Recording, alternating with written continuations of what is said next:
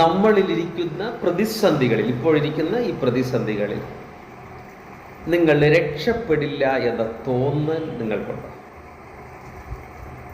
ആ തോന്നൽ നിങ്ങൾക്കുണ്ടോ? നമ്മൾ പറയും, എൻ്റെ ഇപ്പോഴിരിക്കുന്ന ഈ പ്രതിസന്ധിയിൽ ഞാൻ രക്ഷപ്പെടില്ല.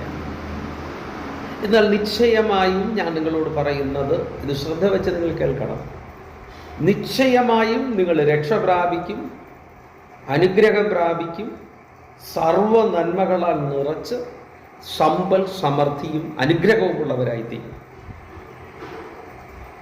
യേശു മിശിഹായിൽ വിശ്വസിക്കുന്നുവെങ്കിൽ അതെ, ഒന്ന് മനസ്സുകൊണ്ട് പറ, പിതാവേ, എൻ്റെ ജീവിതത്തിൽ വന്ന ഈ വീഴ്ചകളെ, ഇപ്പോൾ ഞാൻ അനുഭവിക്കുന്ന ഈ വേദനകളെ എൻ്റെ ജീവിതത്തിൽ നിന്ന് പൂർണ്ണമായി മാറ്റിത്തരണമേ. പ്രാർത്ഥിക്കാൻ കഴിയുമോ? നിശ്ചയമായും കർത്താവ് ഈ വീഴ്ചകളെ മാറ്റി ഒരു വലിയൊരു സമൃദ്ധി തരാൻ പോവുകയാണ്. നിങ്ങൾ പ്രതീക്ഷിക്കാത്ത ഒരു നന്മ നിങ്ങൾക്ക് ലഭിക്കാൻ പോവുകയാണ്. വിശ്വസിക്കാൻ പറ്റുന്നുണ്ടോ? നിങ്ങൾ വിശ്വസിക്കുന്നു എങ്കിൽ നിശ്ചയമായും ഞാൻ നിങ്ങൾക്ക് വേണ്ടി പ്രാർത്ഥിക്കും. ആമേൻ. സർവശക്തനായിരിക്കുന്ന ക്രിസ്തു ഈ നാളിൽ നമുക്ക് വലിയൊരു വിടുതൽ തരികയാണ്, വലിയൊരു അനുഗ്രഹം തരികയാണ്, മാറ്റമില്ലാത്ത ജീവിത അനുഗ്രഹം തരികയാണ്. പൂർണ്ണമായി ഉറച്ചു വിശ്വസിക്ക്. നശിച്ചു പോകുമെന്ന് ചിന്തിക്കേണ്ട, ജയിക്കില്ല എന്ന് ചിന്തിക്കേണ്ട, ഉയർച്ച വരത്തില്ല എന്ന് ചിന്തിക്കേണ്ട.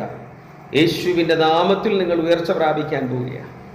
നസ്രേനായിരിക്കുന്ന യേശുവിൻ്റെ കൃപ ഈ ശബ്ദം ശ്രവിച്ച് വിശ്വസിക്കുന്ന എല്ലാ ദൈവമക്കൾക്കും ഈ നാളുകളിൽ വലിയൊരു അനുഗ്രഹമായി തീരുവാൻ പോകുന്നു. പ്രത്യേകിച്ച് എന്തെങ്കിലും പ്രാർത്ഥന വിഷയം ഉണ്ടെങ്കിൽ എന്നെ നിങ്ങൾ വിളിക്കുക. എന്നെ വിളിച്ചാൽ കിട്ടിയില്ല എങ്കിൽ ഭാരപ്പെടേണ്ട. എൻ്റെ വാട്സപ്പ് നമ്പറിൽ നിങ്ങൾ മെസ്സേജ് അയയ്ക്കുക. നിങ്ങളെ ഞാൻ തിരിച്ചു വിളിക്കും, നിങ്ങൾക്ക് വേണ്ടി പ്രാർത്ഥിക്കും. നിങ്ങളുടെ പ്രതികൂലങ്ങൾ മാറ്റുന്ന സർവശക്തരായിരിക്കുന്ന ക്രിസ്തുവിൽ പൂർണ്ണ വിശ്വാസം സമർപ്പിക്കാം. യേശു നിങ്ങളെല്ലാവരെയും സമൃദ്ധിയായി അനുഗ്രഹിക്കട്ടെ. ആമേൻ.